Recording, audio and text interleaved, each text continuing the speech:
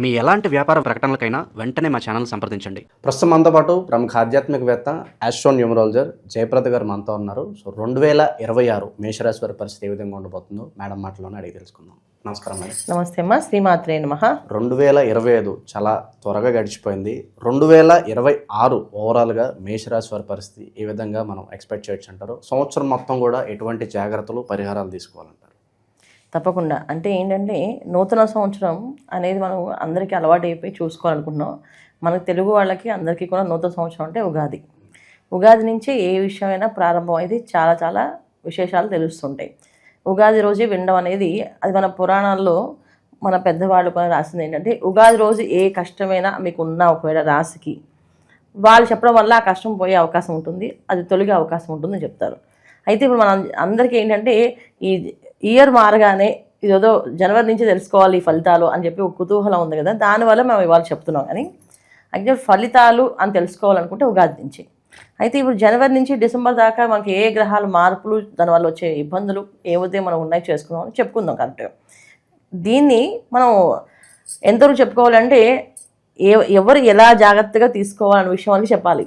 అంతేగాని మళ్ళీ మాకు ఆదాయం ఎంత వ్యయం ఎంత అవన్నీ అడగద్దు, అవి నేను చెప్పనుకున్నా. ఎందుకంటే ఉగాది నుంచి నేను చెప్తా అవన్నీ. అది అయితే మేషరాశి వాళ్ళకి ఈ సంవత్సరం అనేది ఎలా ఉంటుంది వీళ్ళకంటే ఖచ్చితంగా వాళ్ళు గత సంవత్సరం నుంచే ఏలినాటి శని ప్రభావంలో ఉన్నారు. ఇప్పుడు ఏలినాటి శని ప్రభావం పూర్తిగా వీళ్ళకి అనుభవించే అవకాశం అయితే ఉంది.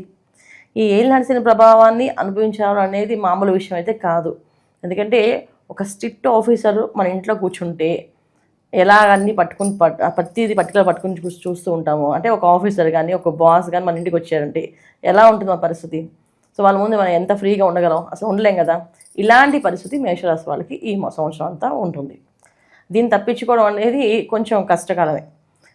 దీనికి మనం చేసుకోవాల్సిన పరిహారాలు చాలా ఎక్కువగానే చేసుకోవాలి. మేషరాశి వాళ్ళని మీకు బ్రహ్మాండంగా ఉంటుందని చెప్పడానికి లేదు. ఎందుకంటే సరే శని భగవాన్ ఏలాల్సిన ప్రభావం ఉన్నా గురువు ఒక అనుగ్రహం ఉంటుందేమో అనుకుంటే అది కూడా వీళ్ళకి ఈ సంవత్సరం అంత అనుకూలంగా లేదు.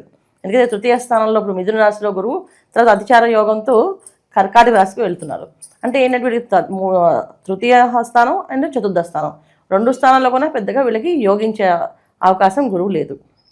సో గురువు అనుగ్రహం లేనప్పుడు శని భగవాన్ ఒక ఏలినాటి ప్రభావం ఉన్నప్పుడు వీళ్ళకి కొంచెం కష్టంగానే చాలా టఫ్ సిచ్యువేషన్స్ నడుస్తాయి. వీళ్ళకి ఏవే టఫ్ సిచ్యువేషన్స్ నడుస్తాయంటే మెయిన్ అన్నిటికంటే కోర్టులో వ్యవహారాలు, తర్వాత వ్యాపారస్తులకి కాస్త ఉద్యోగస్తులకి వీళ్ళకి కాస్తంత ఇబ్బందులు కనిపిస్తాయి. నార్మల్గా చదువుకునే వాళ్ళకి, ఇంట్లో ఉండే మహిళలకి, ఏదో చిన్న చిన్న వ్యాపారాలు చేసుకునే వాళ్ళకి పెద్దగా ఇబ్బందులు ఉండవు. ఎందుకంటే చిన్న చిన్న వ్యాపారాలు చేసుకునే వాళ్ళకి ఎప్పుడు కూడా శని భగవానుడు వాళ్ళు బాధించడం కానీ ఇబ్బంది పడ్డం కానీ చేయరు. ఎందుకంటే ఆ చిన్న వ్యాపారం చేయడానికి వాళ్ళు చాలా కష్టపడతారు. ఎందుకంటే ఒక ఇడ్లీ కొట్టి అనుకోండి రోడ్డు మీద, వీళ్ళు అర్ధరాత్రే లేచి ఆ పిండి రుబ్బుకొని ఆ ఇడ్లీలన్నీ రెడీ చేసుకొని ఆ చట్నీలో రెడీ చేసుకొని పట్టుకొని వెళ్ళి పొద్దున్నే తెల్లవారుజాముని 6 7 ఎక్కడ రోడ్డు మీద ఇడ్లీలు అమ్ముతారు. సో వాళ్ళని ఏలాల్సిన ప్రభావం ఏమీ చేయదు. అలాంటివి చిన్న చిన్న వ్యాపారాలు అంటే ఏదైనా కష్టపడి చేసే వ్యాపారాలు, పళ్ళ వ్యాపారాలు, వెజిటేబుల్స్ మార్కెట్లో జాతకాలే చూసుకోరు. జనరల్గా మా రాశిది మాకు ఎలా ఉంటుంది అని అడుగుతుంటారు. నేను మామూలుగా జనరల్గా పూలు తెచ్చుకుంటుంటాను. మా ఇంట్లో రోజుకి కిలో పూలు పడతాయి పూజకి. ఈ పూజ కోసమని ఒక గుడ్డి మల్కాపూర్ అని ఒక పెద్ద మార్కెట్కి వెళ్ళి 10 కిలో 15 కిలోలు తెచ్చుకుంటాం. 15 రోజులకి వెళ్ళినప్పుడల్లా వాళ్ళు మేడం మిమ్మల్ని టీవీలో చూస్తాం, మా రాశి ఇదండి, ఎలా ఉంది మా పరిస్థితి ఎలా చెప్పండి అని అడుగుతుంటారు. సో వాళ్ళకి ఎప్పుడు ఏ ఇబ్బంది ఉంటుంది, వాళ్ళు తెల్లవారుజామున లేస్తారు, కష్టపడతారు, కష్టం చేసుకుంటారు. వాళ్ళకి ఈ ఫలితాలు పెద్దగా వాళ్ళకి ఏమీ రాదు. నాకు తెలిసి ఇబ్బంది పడ్డదు, అలాగని సంతోషపడ్డదు. సో ఇవి చిన్న చిన్న వ్యాపారాలకి అంటే ఇది ఉద్దేశం. పెద్ద వ్యాపారాలు అంటే వాళ్ళు సొంతంగా ప్రొఫెషనల్స్గా ఉన్న వాళ్ళకి కొంచెం ఇబ్బంది. ప్రొఫెషనల్గా ఎవరైతే వ్యాపారం చేస్తున్నారో అంటే ఒక అడ్వకేట్స్ కానీ, ఒక డాక్టర్స్ కానీ, ఒక బిజినెస్ ప్రొఫెషన్ అంటే ఇప్పుడు యూట్యూబ్ ఛానల్స్ రన్ చేసే వాళ్ళు, మీరు కానీ మీడియా రంగంలో పనిచేసే వాళ్ళు కానీ, తర్వాత యాంకర్స్ కానీ, యాక్టర్స్ కానీ, వీళ్ళందరూ కూడా ప్రొఫెషనల్స్ కింద వస్తారు. ఈ ప్రొఫెషనల్స్ అందరికీ కొంచెం ఇబ్బంది పడుతుంది. ఎంత ఇబ్బంది పడతారంటే కొంచెం ఎవరో కావాలని నిందలు వేయడం, నీలాప నిందలు అని అంటాం కదా మనం, ఏదో నిందలు పడ్డం, వాళ్ళ మీద కావాలని వీళ్ళ మీద ఇరికించడం, ఇబ్బంది పడ్డం, ఇలాంటివి జరిగే అవకాశం ఎక్కువగా ఉంది.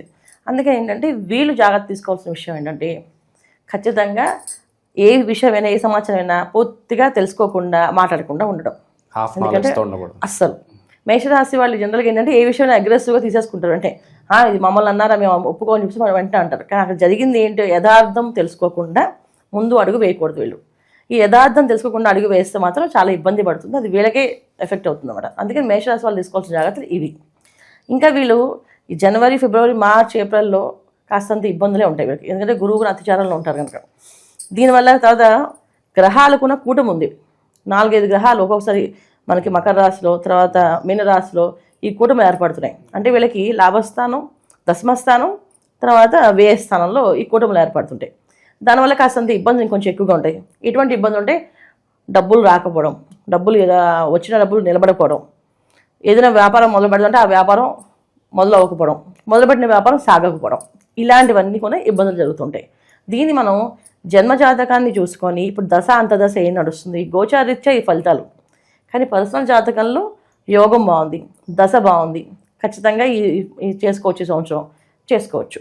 అంటే ఈ సంవత్సరం దోషం అని కాదు, ఈ సంవత్సరంలో వీడికి వచ్చే కష్టాలు కొంచెం ఎక్కువగా ఉన్నాయి. ఏది మన గోచారీత్యా చూసుకుంటే ఒక 70% కష్టమే కనిపిస్తుంది, మిగతా 25% వాళ్ళ జాతకంలో బాగుందనుకోండి, ఆ జాతకంలో 100% వాళ్ళకి కలిసి వచ్చే అవకాశం ఉంటుంది. ఇది మేషరాశి వాళ్ళకి ఈ సంవత్సరం వాళ్ళు తీసుకోవాల్సిన విషయం. మొదటి 4 నెలలు ఉన్నంత తీవ్రంగా చివరిలో అంతగా ఉండదంటారా ఓవరాల్గా? అంటే కొంచెం బెటర్ అవుతుంది, మధ్యస్థ ఫలితాలు తగ్గుతుంది. అంటే ఇక్కడ ఏదైనా వీళ్ళకి తగ్గే అవకాశం ఎక్కువగా ఉంటుంది. ఏంటంటే వీళ్ళు చేసుకోవాల్సింది ఏంటంటే గురువు అనుగ్రహం లేదు కనుక, తక్కువ ఉంది కనుక, సో గురువు యొక్క అనుగ్రహం కోసం పెద్దవాళ్ళని ఆచరించడం, ఇంట్లో పెద్దవాళ్ళకి నమస్కారం చేయడం, ఇంట్లో పెద్దవాళ్ళకి చెప్పి వెళ్ళడము, ఏదైనా వాళ్ళు ఏదైనా చెప్తే ఆ విషయాన్ని చేయడము, అతిగా మాట్లాడకుండా తక్కువగా మాట్లాడి ఎక్కువగా పని చేయడానికి, అంటే ఎక్కువ ఏదైనా ప్రదక్షిణాలు చేయడం. ఇప్పుడు గుళ్ళో ప్రదక్షిణాలు చేయడం అంటే చేయగానే తగ్గుతుందా, నా కష్టమేనా అంటే అలాంటి ప్రశ్నలు వేయకూడదు. ఏమో తగ్గుతుందేమో అలా వెళ్ళాలి. ఎందుకంటే శని భగవాన్ ఒక విషయం ఏంటంటే ఎప్పుడైనా సరే మనం ఆయన కష్టపడాలని అనుకుంటాడు, ఆయన కర్మాధిపతి. ఆయన పని ఏంటంటే మనని కష్టపడమే, మన కర్మ ఏదైతే ఉందో అది అనుభవించాల్సిందే, అది పూర్తిగా. సరే ఆయన ఇచ్చే ముందు మనమే అనుభవించేసాం అనుకోండి, వదిలేస్తారు.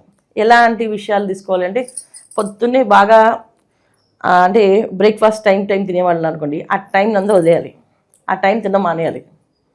అది కూడా మనం అనుభవించినట్టే. ఎందుకంటే ఒకరికి టైం టేబుల్ ప్రకారం ఫాలో అయిపోతే వాళ్ళకి చిరాకు వచ్చేస్తుంది బాగా.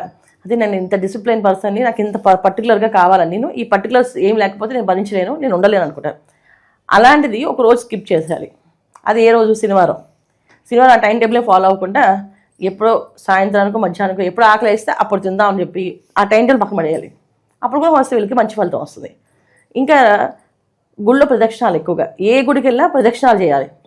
విఐపి దర్శనాలు కానీ, విఐపి వెళ్ళడం కానీ, లేకపోతే ఇప్పుడు శీఘ్ర దర్శనాలకి టికెట్ తీసుకోండి, శీఘ్రంగా వెళ్ళిపోతారు, అలాంటి దర్శనాలు టికెట్లు అని తీసుకోకుండా లైన్లో నడవాల్సింది. అలా నడిచారనుకోండి, సో శని భగవాన్ ఒక బాధ వీళ్ళు తగ్గుతుంది. అంటే ఆల్రెడీ నువ్వు కష్టపడతావు కదా, నువ్వు కష్టపడినప్పుడు మళ్ళీ కష్టం ఇవ్వడైనా, నువ్వు కష్టపడాలని రూల్ అంతే. అది ఎలా కష్టపడతావు అనేది మన ఇష్టం. అది నేను ఈ విధంగా కష్టపడతాను నేను ఫిక్స్ అయిపోయాను అనుకోండి, ఖచ్చితంగా ఆయన ఇవ్వడు. చాలామంది ప్రదక్షిణాల బదులు వాకింగ్ చేస్తారు, మార్నింగ్ కూడా 5 కిలోమీటర్స్ 7 కిలోమీటర్స్ వాకింగ్ చేస్తారు. అది కూడా ఒక విధంగా కష్టం తీసినట్టే. అంటే వాళ్ళ కర్మలో ఇది రాసి ఉంది కనుక వీళ్ళు 7 కిలోమీటర్స్ నడిచారు, సరే ఓకే వాళ్ళు వదిలేని చెప్పేసి వదిలేస్తుంటారు. ఇవన్నీ కూడా ఆయన కన్సిడర్ చేస్తారు. అందుకని వీళ్ళు చేయాల్సినవి ఏంటంటే ఎక్కువగా నడకతో చేయడం, ఏ పనైనా హార్బాటాలకు వెళ్లకుండా, ఎవరిని బెదిరించకుండా, అంటే సరదాగా బెదిరిస్తూ ఉంటారు, అలాంటి బెదిరింపులు ఏమి లేకుండా, జోయిల్గా మాట్లాడకుండా చాలా పద్ధతిగా ఏ విషయమైనా సరే సైలెంట్గా ఉండి ఓకే చేద్దాం, కుదిరితే చేస్తాం అని అనుకుంటూ వెళితే మేషరాశి వాళ్ళకి ఈ సంవత్సరం కొంచెం గట్టెక్కినట్టే. ఎందుకంటే వీళ్ళకి 11వ స్థానంలో రాహు ఉన్నాడు. సో రాహు శని ఇద్దరు ఒకటే ఫలితాలు ఇస్తారు. ఏలాంటి ప్రభావంలో ఉన్నారు కనుక రాహు అంత పరిపూర్ణమైన ఫలితాలు ఇస్తాను అని చెప్పాం. జనరల్గా ఏంటంటే పాపగ్రహాలు ఎప్పుడైనా లాభస్థానంలో ఉంటే వాళ్ళు విజయం వరిస్తూనే ఉంటుంది. అంటే ఏంటంటే ఆటోమేటిక్గా ఒక రకమైన అదృష్టం వీళ్ళని వరిస్తుంటుంది. అది ఎవరికి అవ్వదు అనుకుని వీళ్ళకి ఎలా అయిపోయిందిరా అంటే అయిపోయింది అంతే. అంటే ఆ టైంకి లక్కల కలిసి వస్తుంది వీళ్ళకి. కానీ ఇప్పుడు శని భగవాన్ ఏలాంటి ప్రభావం అంటే శనివిత్ రాహు అంటాం. అంటే శనేశ్వరుడు రాహు ఇద్దరు ఒకటే ఫలితాలు ఇచ్చేవాళ్ళు. సో లాభస్థానంలో రాహు ఎంతవరకు ఫలితాలు ఇస్తారనేది మన చేతుల్లో లేదు. ఒకవేళ వాళ్ళ జాతకంలో రాహు ఒకరు యోగిస్తున్నాడు అని అనుకుంటే కదా ఖచ్చితంగా ఈ ఒక్క రాహు లాభస్థానంలో ఉన్న రాహు వీళ్ళని ఈ సంవత్సరం అంతా చక్కగా కాపాడగలరు. ఇది వీళ్ళు చేసుకోవాల్సింది ఈ సంవత్సరం. మేడం అలాగే కొత్త సంవత్సరం కాబట్టి సాధారణంగా రెజల్యూషన్స్ తీసుకుంటారు కొంతమంది. ఈ సంవత్సరం అన్నా ఏదన్నా చిన్న వ్యాపారం అన్నా స్టార్ట్ చేయాలి, లేదంటే ఏదన్నా చేద్దాం, దానికి సంబంధించిన డబ్బు సమకూర్చే ప్రయత్నంలో కొంతమంది ఉంటారు. సో మరి రిస్క్ చేసైనా ఇవి ముందుకెళ్ళొచ్చా, లేదంటే కాసేపు పోస్ట్పోన్ చేసుకుంటేనే బెటరా? ఏం సలహా ఇస్తారు వీళ్ళకి? మేషరాశి వాళ్ళకి వ్యాపారం మొదలు పెట్టాలంటే మే ఆర్ జూన్ బాగా లక్కీ టైం. ఆ టైంలో కలవచ్చు. వీళ్ళ డేట్ ఆఫ్ బర్త్ కాంబినేషన్స్ ఎలా ఉన్నప్పటికీ కూడా ఈ సంవత్సరంలో 2026 కాంబినేషన్. అందరూ 26 8 కింద తీసుకుంటారు, కానీ నేను 20ని కూడా కలపాలి. 2026 అంటే మన టోటల్ నెంబర్ 1.